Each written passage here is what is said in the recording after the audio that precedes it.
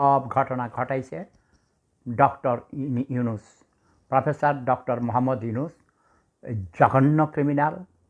তাকে ক্ষমতায় দেয়া হোক, তত্ত্বাবধায়ক সরকারের প্রধান হিসেবে আসুক, তারপর তাকে আমি এই যে আজকাল মাস রেডি করে রাখছি, ওকে, এটা তার গুজ্জ দাঁত দিয়ে ঢুকাইয়া তার মগজ পর্যন্ত নিয়ে যাব। লম্বা আছে কিন্তু অনেক।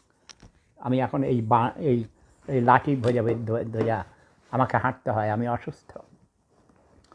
ডক্টর মোহাম্মদ ইউনূস শেখ হাসিনাকে প্রথম থেকেই নন কপারেশন করে আসছিল। পদ্মা সেতু হতে দিবে না, শেখ হাসিনার নিজস্ব অর্থায়নে করে দেখাইছে।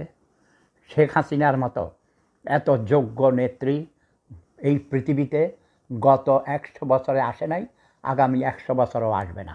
ডক্টর ইউনূস 15 কোটি টাকা ট্যাক্স ফাঁকে দিয়েছে।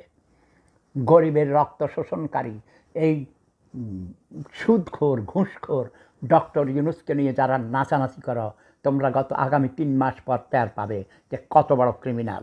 এই ডক্টর ইউনূস রাজাকার, তার 14 গোষ্ঠী রাজাকার ছিল, মুক্তিযুদ্ধের বিরোধী শক্তি। এইসব ঘটনা ঘটাইতেছে 71 পরাজিত ঘাতক রাজাকার আলবদর আল শামস, নব্য রাজাকাররা এসব ঘটনা ঘটাচ্ছে। আমি এদেরকে চিনি, কারণ বাংলাদেশের প্রতিটি গ্রাম আমি চিনি। বাংলাদেশের প্রতিটি গ্রামে গ্রামে আমি কাজ করেছি।